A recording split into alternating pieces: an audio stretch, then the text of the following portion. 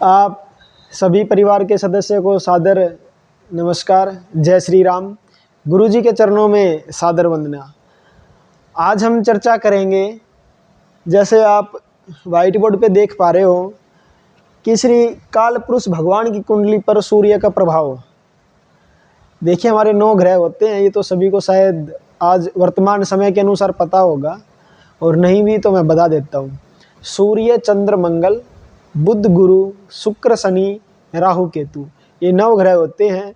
और ये इन अपनी दशाओं, अपने समय अनुसार ये काल पुरुष भगवान की 12 स्थानों के ऊपर, 12 भावों के ऊपर अपना प्रभाव स्थापित करते हैं अपने अपने समय अनुसार। 12 भाव हमारा मेष राशि से लेकर के और मीन राशि तक होता है। मेष, वृष, मिथुन, कर्क, सिंह, कन्या, तुला, वृश्चिक, धनु, मकर, कुंभ, मीन, ये 12 हमारी राशियां हैं। और सर्वप्रथम हम 9 ग्रह में से चर्चा करेंगे आज सूर्य का। सूर्य ग्रह, जैसे सूर्य ग्रह का हम आपसे बता देते हैं, ये 9 ग्रह के राजा हैं। और जैसे नाम से ही पता चल रहा है, एक दिव्य रोशनी, एक दिव्य रोशनी जो हर जगह, जो हर क्षेत्र, हर जगह, हर स्थान पर अपनी दिव्य रोशनी को या अपने दिव्य तेज के द्वारा हर व्यक्ति को उजागर, सक्षम, बलवान, वीर्यवान व तेजवान बनाती है। तो सर्वप्रथम हम चर्चा करेंगे सूर्य का मेष राशि पर क्या प्रभाव होता है। सूर्य का मेष राशि पर क्या प्रभाव होता है। और अभी मैं कट कर रहा हूँ, थोड़ा सा बात को मैं काट रहा हूँ, मैं क्षमा चाहता हूँ आपसे। देखिए, मेरे पास इतनी सुविधा नहीं है या इतनी मुझे जानकारी नहीं है नेटवर्क की, सोशल मीडिया की, कि मैं अपने इस चैनल को एडिट वगैरह करके आप तक पहुंचा सकूं। मैं जो भी आपसे बातें करूंगा वो बिल्कुल ओरिजिनल, बिल्कुल नेचुरल, प्राकृतिक होगा। जो साज धाजा आप देख पा रहे हो वर्तमान समय में, वही साज धाजा आपको लास्ट समय तक मिलेगा। कभी समय स्थिति हुई तो हो सकता है इसमें कुछ अपडेट हो जाए, पर आपको बिल्कुल प्राकृतिक सुविधा ही मिलेगी सभी। तो सूर्य का हम यदि लगन में बात करें शरीर के ऊपर, इसको तनु भाव बोलते हैं। तनु भाव अर्थात ये व्यक्ति का शरीर होता है, ये व्यक्ति का शरीर होता है। और शरीर और बुद्धि के द्वारा ही व्यक्ति का पता चलता है कि वो किस स्थिति का या किस क्षेत्र से वो संबंध रखता है। तो सर्वप्रथम हम चर्चा करेंगे सूर्य का मेष राशि में। 1 नंबर पर सूर्य मेष राशि में उच्च के होते हैं।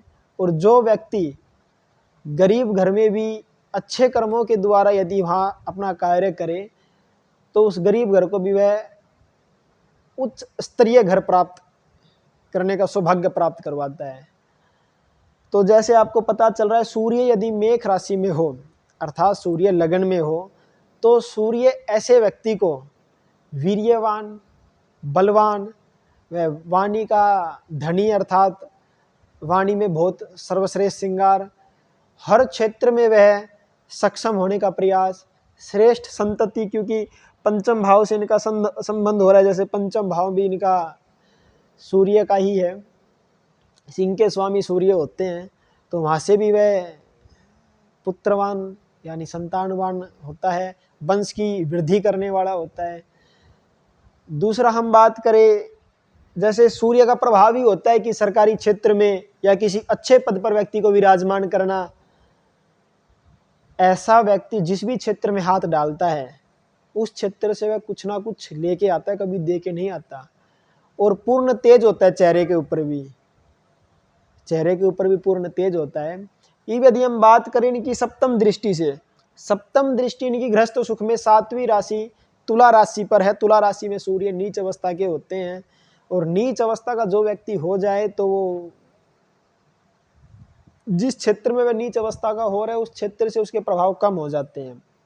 जैसे सप्तम भाव गृहस्थ सुख का भाव होता है, और गृहस्थ सुख में सूर्य नीच होने के कारण पति पत्नी के मध्य में थोड़े संबंध डाउन रहेंगे, ठीक है, थोड़ी जिदा बहस रहेगी। और अर्थात मोटा मोटा हम ये कह सकते हैं कि स्त्री सुख, पत्नी सुख उससे कम मिलता है। और थोड़ी सी आय के क्षेत्र में भी माइनस पॉइंट देखने को मिलता है। जब यहाँ से दशाएं शुरू होती है, थोड़ा संघर्ष का समय होता है। तो सूर्य प्रथम भाव में ये फल देते हैं जो मैंने आपसे बताए हैं। और अब हम विचार करेंगे द्वितीय भाव में। अब हम विचार करेंगे द्वितीय भाव में। द्वितीय भाव को धन व शिक्षा का भाव भी मानते हैं और कुटुंब का भाव भी मानते हैं। तो द्वितीय भाव के अंदर वृक्ष राशि है और वृक्ष के स्वामी शुक्र बनते हैं। शुक्र और सूर्य शत्रु ग्रह होने के कारण, जैसे नाम से ही पता चल रहा है, यदि कोई व्यक्ति शत्रु भाव में जाके या शत्रु के घर में जाके बैठता है तो शत्रु उससे अच्छा परिणाम थोड़ी देता है, उसको गलत परिणाम बोल देता है। अब हम विचार करते हैं कि सूर्य यदि द्वितीय भाव में जाके बैठते हैं वृक्ष भाव में, तो ये थोड़ा कुटुंबियों के साथ तालमेल मध्यम का रखते हैं या मध्यम से थोड़ा कम रखते हैं। दूसरा हम बात करें कि ये धन और शिक्षा का भाव भी है। धन और शिक्षा का भाव के क्षेत्र में यदि हम बात करते हैं तो धन और शिक्षा के द्वारा ऐसा जातक धन के क्षेत्र में आर्थिक स्थिति में कमजोर, दूसरा शिक्षा के क्षेत्र में विद्या धन के क्षेत्र में परेशानियों का सामना करता है। और यदि इसको हम सप्तम भाव से यदि प्राप्त करें, सप्तम भाव में 8 नंबर की राशि है। 8 नंबर अर्थात वृश्चिक, और वृश्चिक के स्वामी मंगल बनते हैं। वृश्चिक के स्वामी मंगल बनते हैं जो सूर्य के साथ मित्रता का संबंध रखते हैं। तो ऐसा जातक दीर्घायु व रोग को रोग नहीं मानने वाला,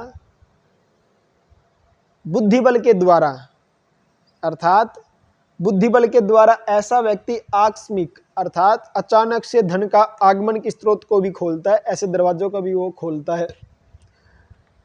अर्थात कह सकते हैं कि जब सूर्य की दशाएं द्वितीय भाव से संबंध रखती है तो व्यक्ति का थोड़ा संघर्षमय जीवन, और जब अष्टम भाव से संबंध रख के जब इसकी दशाएं आती है तो बुद्धिबल के द्वारा यानी कि अपने पराक्रम के द्वारा ऐसा व्यक्ति अचानक धन का आगमन के स्रोत खोलता है। और ऐसे जातक को गांठ बांध लेनी चाहिए कि वो कभी भी प्रत्येक व्यक्ति पर विश्वास न करे, क्योंकि उसे धोखा ज़्यादा प्राप्त होता है। आगे हम विचार करेंगे